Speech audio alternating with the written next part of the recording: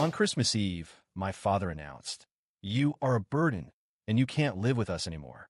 The next day, when I started packing my things and told them I would stop paying the bills, Christmas dinner was almost over when my father put down his fork. He looked me straight in the eyes and said, "You are a burden, and you can't stay here anymore." At first, I thought I had misheard him. My mother let out a nervous laugh, as if she wasn't sure whether he was serious.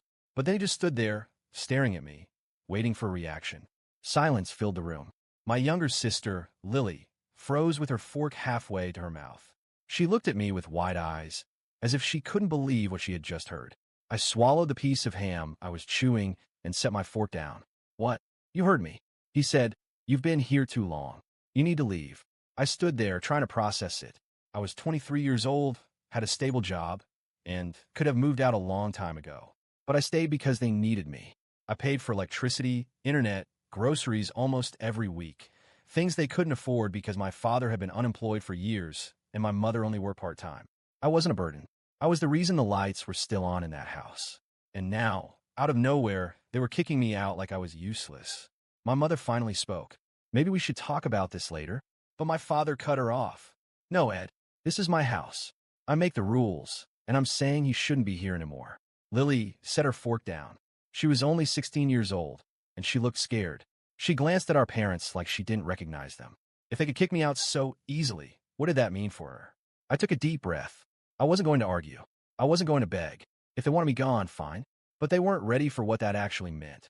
I leaned back in my chair. "All right." My father straightened like he had won some imaginary battle. My mother looked uncomfortable, but she said nothing. Maybe she was in shock, or maybe she just didn't care as much as I thought. I stood up, took my plate to the sink. I wasn't going to give them the reaction they were expecting. Instead, I looked at Lily, still sitting there, tense and confused. I gave her a small nod. She was the only person at that table who still mattered to me. My father took a sip of his drink like nothing had happened. My mother went back to picking at her mashed potatoes. Lily kept looking at me, like she wanted to say something, but couldn't. I didn't stay to finish dinner. I just left. I didn't say another word that night. I went straight to my room, closed the door, and started packing my things. I wasn't going to waste time trying to understand why. If they wanted me gone, then I'd go. But that also meant they would lose everything I paid for. And I wasn't going to warn them. I packed in silence, but I could hear them talking downstairs. My mother's voice was soft and hesitant. My father's was firm, like he was trying to convince her of something. I caught a few sentences. "He's old enough. We'll manage. He should have moved out a long time ago." An hour later, Lily knocked on my door. I opened it, and she stepped inside, closing it behind her. She looked furious. Her eyes were red, like she had been crying. "What the hell was that?" she whispered. "I don't know," I said, shoving my laptop into my backpack. "But I'm leaving tomorrow." She shook her head. "This is insane. You pay for everything. They can't even buy food without you. Not my problem anymore." She bit her lip, tried to hold back tears. "Where are you going?" "I'll figure it out." The truth was, I had some money saved up, but I hadn't planned on moving out this suddenly. I'd have to find a place quickly, maybe stay with a friend for a while. But I wasn't worried. I'd be fine. They wouldn't. Lily hesitated. "I could," she stopped. I knew what she wanted to ask. She wanted to come with me, but she was still in high school. And as much as I hated leaving her behind, I couldn't take her with me. You know they'd never allow that. She looked down. "I know." I finished packing while she just stood there, like she didn't want to leave my room. "Finally," she sighed. "They're going to regret this." I smirked. "I know." The next morning, I left before they woke up. I carried my bags downstairs, loaded them into my car, and took one last look at the house. No sadness, no regret, just relief. Then, as I pulled out of the driveway, I opened my banking app and removed my name from every bill: electricity, internet, water, even Netflix. I had been paying for everything. Without me, everything would be shut off in a month. I smiled, shifted gears, and drove away without looking back. Over the next few days, I crashed at my friend Jake's apartment while I looked for my own place. His couch was awful, his dog Max wouldn't stop staring at me while I tried to sleep, and his annoying roommate kept asking if I was staying forever. But none of that mattered because I was free. No more paying for a house I didn't want to live in. No more pretending to respect a man who had no problem kicking me out on Christmas Eve. No more being treated like an ATM with legs. For the first time, I was doing something for myself. Then, 3 days later, my phone started ringing. At first, I ignored it. 7 missed calls from my mother. 2 from my father, which was shocking, since he never called me. and a few messages from Lily. I ignored all of them until she sent this. They're freaking out. The power got shut off. I grinned. Did they really think the bills paid themselves? Then came another message. Dad is pissed. He says you did something to the house.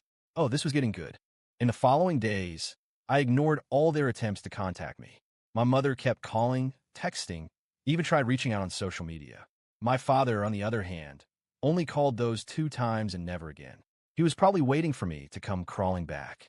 But that was never going to happen. I stayed at Jake's apartment while looking for a permanent place. He was cool about it, but his roommate was a total jerk, always asking when I was leaving, making jokes about me being homeless, and even complaining when I used the kitchen. None of that bothered me. I knew it was temporary. But while I was moving on with my life, my family seemed to be falling apart. Lily kept texting me, giving me updates on the chaos at home. First, the electricity was cut off.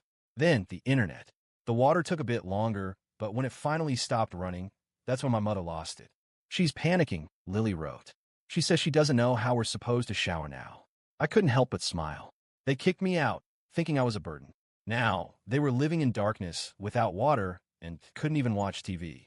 The cherry on top came when Lily sent me another text. He lost it. He's breaking things in the living room.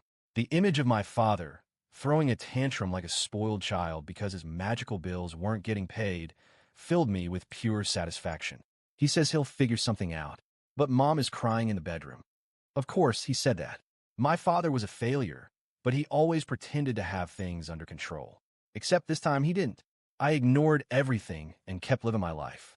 2 weeks later, I finally found a place of my own. Nothing fancy, but it was mine. I used some savings and rented a small furnished apartment. It had a decent couch, a comfortable bed, and most importantly, it was far from that house. On moving day, Lily sent me a message. I need to get out of here. My chest tightened. I knew she was struggling, but I couldn't just take her with me. She was still a minor.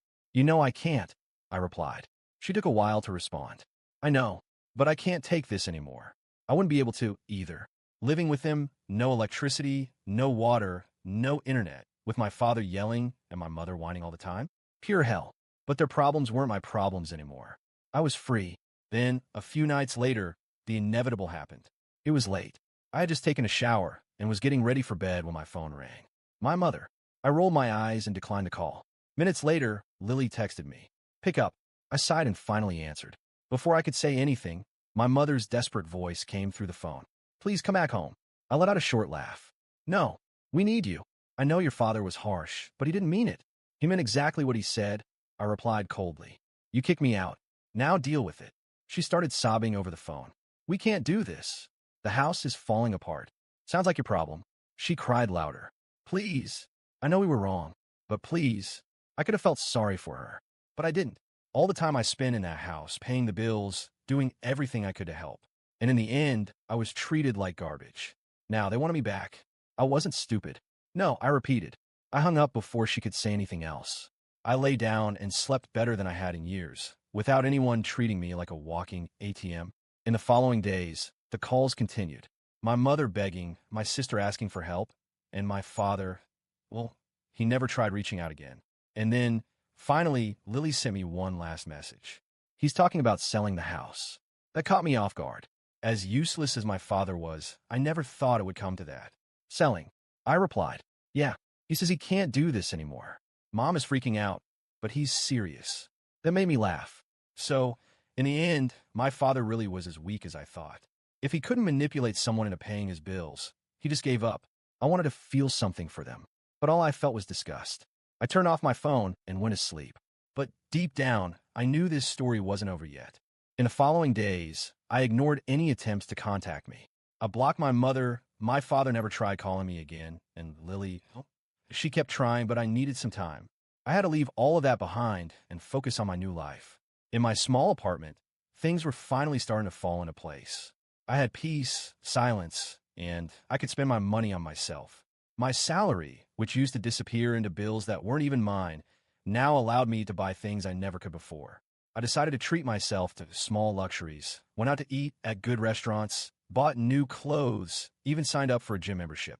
The sense of freedom was indescribable, but I knew it wouldn't last forever.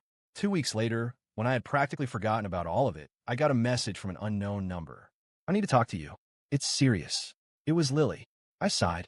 I knew that at some point she would try to drag me back into the drama of our parents' house.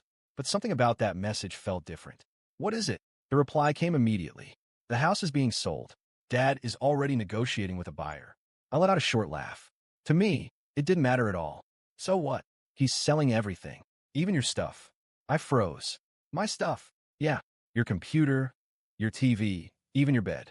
He said that since you didn't want to come back, you don't need them anymore. I felt heat rise in my chest. A rage I hadn't felt in a long time. That bastard kicked me out, tried to make me look like a useless nobody, and now he was getting rid of my things as if I had never existed. I took a deep breath. Tell me the buyer's address. Lily took a few minutes, but eventually replied. The man was interested in the entire house and was already negotiating everything inside it. I grabbed my car keys and left without thinking twice. The drive there was short.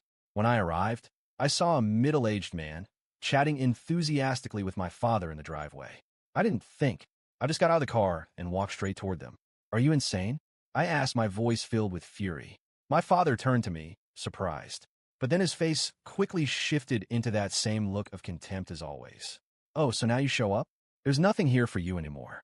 The buyer glanced between us, clearly uncomfortable. Is there a problem? I ignored the man and stepped closer to my father. You have no right to sell my things. He laughed. Don't I? You didn't want anything to do with this house anymore, so you don't need anything that was in it. I paid for every single one of those things. I shouted. You're not selling anything that belongs to me. If you want them back, you can buy them. That response lit a fire inside me. I could have just walked away. I could have let him sell everything and moved on with my life. But no, that man threw me out on the street after years of me paying his bills. And now he wanted to profit off what I bought with my own money? Not this time. He wasn't going to get away with it. Fine. Sell the house. My father raised an eyebrow, surprised. What? Sell it, I repeated. But when you do, you won't have anywhere to live. He laughed. I'll buy an apartment. I smiled even more. With what money? He fell silent. And then he understood. He thought he was going to take the money from the sale and start over somewhere else. But he had no idea what I had already done. Over the next few days, I used everything I knew to get revenge. I contacted the electric company and informed them that the house was being sold. Any outstanding debts had to be settled before the property could be transferred. Same with the water company. Same with property taxes. And there was a lot of unpaid debt. The bills he never paid had piled up. He was about to receive a lump sum from the sale, but now a huge portion of that money was going straight to cover those debts. That alone would have been enough to ruin him. But I went further. I remembered something important. The house wasn't just in his name. My mother also had a legal share, and she had no idea about the sale. That's when I called her. At first, she was shocked. You never call me. Just want to let you know that your husband is selling the house behind your back. The silence on the other end of the line was so heavy, I could hear her breath catch. What do you mean? I explained everything. Every detail. She was in shock. He can't do that. He can if you let him. I knew that, despite everything, my mother still had influence over him. And I was right. The next day, Lily texted me. They're fighting like crazy. My father tried to defend himself, but he had no excuse. He couldn't sell the house without her consent. And without the money from the sale, he was trapped. That night, Lily called me. You won't believe this. What happened? He's moving out. I leaned back on my couch, satisfied. Oh yeah? Yeah. Mom told him that if he wants to sell everything so badly, then he can leave and do it alone. I knew my mother would never have had the courage to kick him out on her own. But after finding out that he was plotting behind her back, that was enough to push her to the edge. My father, homeless, broke, and without a wife, had no way out. Where's he going to live? I asked, curious. Lily laughed. He's calling his friends, begging for a couch to sleep on. I let out a deep, satisfied laugh. It was poetic. For years, they made me believe that I was a burden, a problem. And now, the only burden left in that house was him. You won, Lily said, still laughing. I just did what needed to be done. Do you want your stuff back? I thought for a moment. No, leave it all there. I had already started a new life. I didn't need anything from that house. Not the things, not the memories. The only thing I took with me was the certainty that no one would ever take advantage of me again. Months passed, and I moved on with my life without looking back. My small apartment was my sanctuary, my freedom. I never again had to pay bills that weren't mine, never again had to hear my father belittle me, never again had to carry the burden of supporting a house that was never truly mine. Meanwhile, their lives were falling apart. Lily told me everything. After my mother kicked my father out, he spent months couch hopping, begging friend for a place to stay. But one by one, they all started cutting him off. No one wanted to support a lazy, middle-aged man who had never done anything for anyone. No money, no job, and no house. The very house he tried to sell behind my mother's back. He was finally getting a taste of his own medicine. The most ironic part? He tried to go back to my mother. After a month of bouncing from place to place, unable to rent an apartment because of his bad credit, unable to get a job because of his history of unpaid debts, he showed up at the house and tried to convince her that maybe they could start over. My mother, who had always been easy to manipulate, didn't even hesitate this time. She locked the door in his face. He yelled, begged, tried to convince her that without him, she wouldn't be able to survive. But the truth was she already had. She started working more hours, learned how to manage her finances without relying on anyone. For the first time in years, my mother realized she didn't need a useless man like him. And me? Well, while he slept on strangers' couches, while my mother finally took control of her own life, I was living better than ever. After a while, I started investing the money that used to go toward electricity, water, and food for 3 adults that weren't me. I took courses, learned to manage my own finances, and focused on growing in my career. Over time, I got a promotion at work. The same job my father mocked, saying wasn't enough to support me on my own. Ironic, considering that it was my salary that supported him for years. Now, not only was it enough, but it allowed me to do all the things I never could before. I traveled. I visited places I never had the chance to see. Places I couldn't go because there was always another bill to pay. I bought a better car. Nothing extravagant, just something comfortable, something that was truly mine. And best of all, peace. I no longer had to come home to my father's complaints, my mother whining about bills, or Lily trapped in that toxic environment. Speaking of Lily, she was the only one who truly stayed by my side. We remained close, and I helped her however I could, making sure she never fell into the same trap I did. I encouraged her to study, to plan for the day she could leave home, so she would never end up in the same position I was in. And our father? Well, after my mother shut the door in his face, he had no choice but to finally face the consequences of his own life. No money, no friends willing to support him, no job. The last I heard, he was living off the pity of some distant relative, someone who had no idea what he had become and decided to give him a chance. But I know exactly how that story ends. He had always been a burden, and soon enough, they'd realize it too. The house I grew up in stayed with my mother. She worked hard to pay off the remaining debts, and eventually, she stabilized her life, without anyone draining her dry. As for me, I never went back there. There was no reason to. The boy who left that house on Christmas Eve, carrying his bags and removing his name from the bills, never looked back. And he never regretted it, because in the end, I won, and he lost everything.